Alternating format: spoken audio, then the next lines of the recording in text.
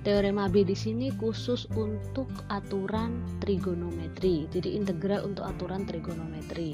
Nah, ketika saya memiliki sin ya, jadi ketika untuk mencari integral sin x dx, maka hasilnya adalah negatif cos x ditambah c. Kemudian ketika integral cos x dx sama dengan sin x plus c.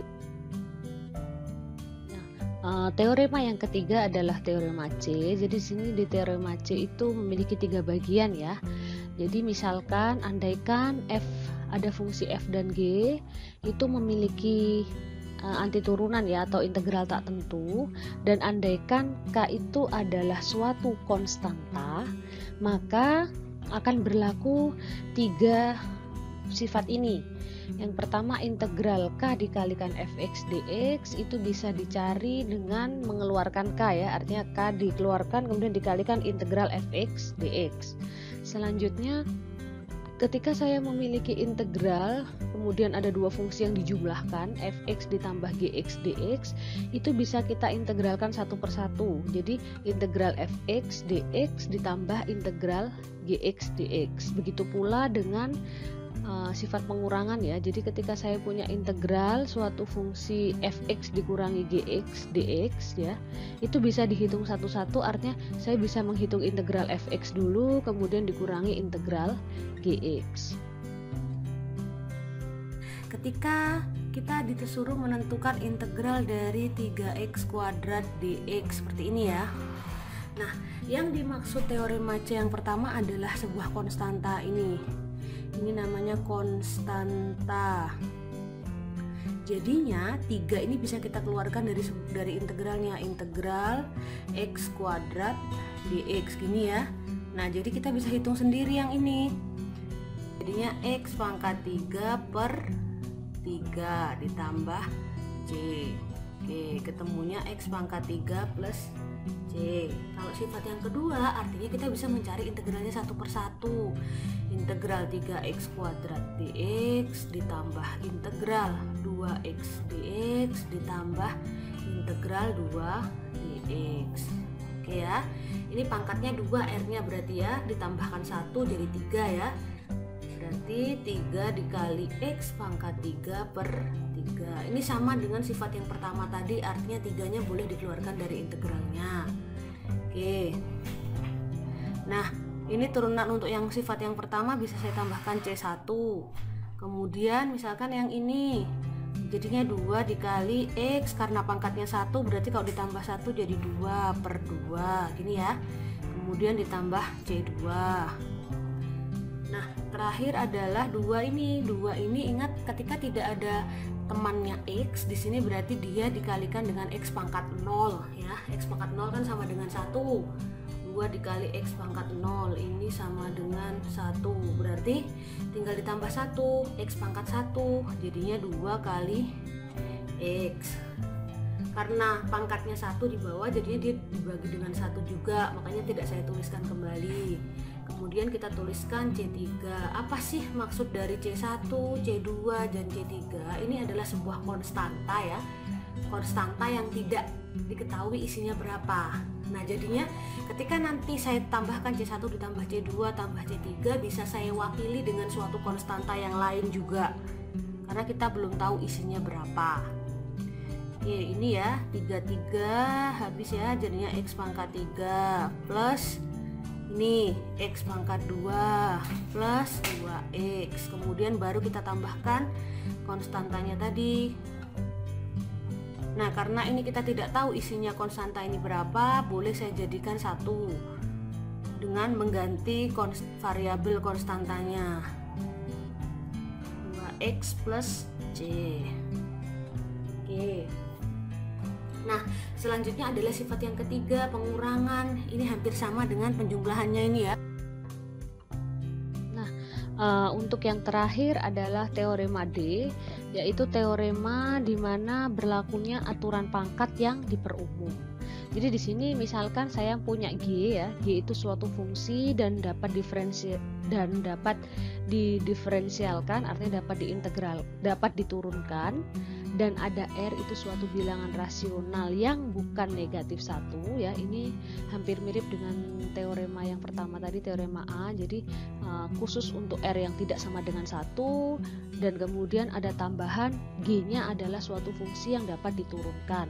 Maka dia akan berlaku pengintegralan seperti berikut ini. Jadi integral Gx pangkat R dikalikan G aksen X, G turunan ya, jadi turunan dari Gx, kemudian dia sama dengan Gx sendiri dipangkatkan R plus 1 dan dibagi R plus 1, kemudian ditambahkan C. Nah, sekarang kita perhatikan contoh soal yang ini. Nah, anggap yang di dalam kurung itu adalah suatu fungsi Gx ya. Ini Gx. Oke, sekarang kita mencari turunannya. Ingat ya, kalau mencari turunan berarti pangkatnya kita kalikan ke depan ya. Jadi 3x kemudian pangkatnya dikurangi 1. 3x pangkat 2. Oke, ini ya. Kemudian turunan dari 2x, pangkatnya 1 kan, dikalikan ke depan 1 kali 2, 2.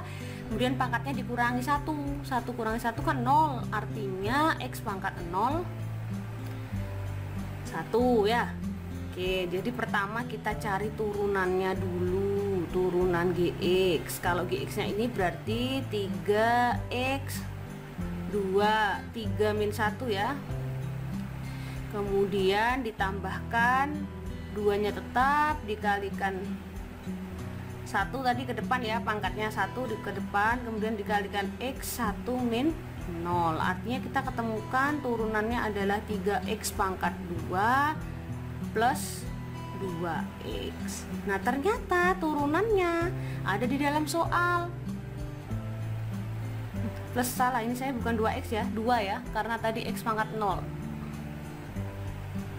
X dikurangi 1 pangkat 1 nih. Artinya x pangkat 1 min 1, jadinya x pangkat 0. X pangkat 0 itu 1 ya. Nah, artinya sudah ada, oh ini merupakan turunan dari G aksen X ya, turunan dari Gx. Berarti kita bisa nuliskan hasil integralnya adalah seperti ini. Gx nya kita tuliskan, Gx nya adalah x pangkat 3 plus 2x. Kemudian R nya berapa? R nya adalah 13 plus 1. Di sini plus 1 ya, berarti 14. Kemudian kita bagi 13 plus 1 lagi, 14 plus C. Jadi ini adalah hasilnya. Oke, ini adalah contoh yang pertama. Kemudian kita beralih ke contoh yang kedua. Misalkan saya punya kasus lain x pangkat 4 plus 2x pangkat 3 plus 3 dipangkatkan 20, kemudian saya kalikan 8x pangkat 3 plus 12x pangkat 2 dx. Sama ya seperti tadi ya, dia yang memiliki pangkat lebih besar ataupun unik, dia yang menjadi suatu fungsinya, Gx nya. Artinya ini adalah Gx. Kemudian kita cari turunan dari Gx. Nah, turunannya berapa? X pangkat 4, sama seperti tadi caranya ya. Berarti 4x pangkat 3 ditambah 6x pangkat 2. 3 turunannya 0 ya. Jadi kita peroleh turunannya adalah ini. Nah, tetapi apakah ini sama dengan yang ada di dalam soal? Ternyata tidak sama persis ya. Tidak sama persis. Kalau dilihat sekilas sama tidak?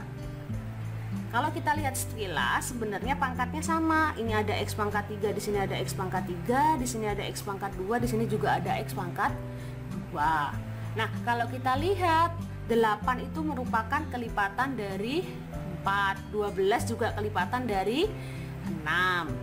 Nah, artinya kita bisa mengubah ini ke dalam bentuk turunan Gx. Jadi bisa saya tuliskan integral x pangkat 4 2x pangkat 3 plus 3 pangkat 20. Kemudian saya tuliskan ini turunannya tadi dari sini.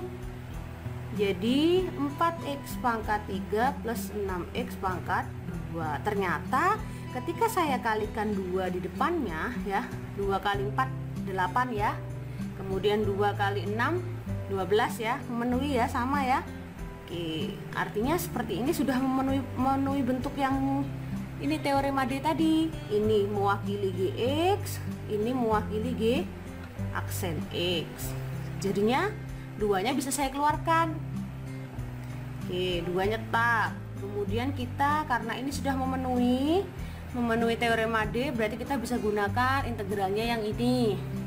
Kita tuliskan GX-nya lagi, X pangkat 4 plus 2, X pangkat 3 plus 3. Kemudian R-nya berapa? Pangkatnya berapa?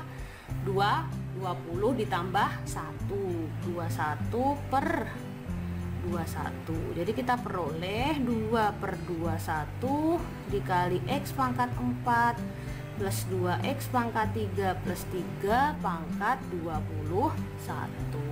Bagaimana ketika saya punya integral cos pangkat 7X dikali negatif sin X dx. Oke, kita gunakan lagi.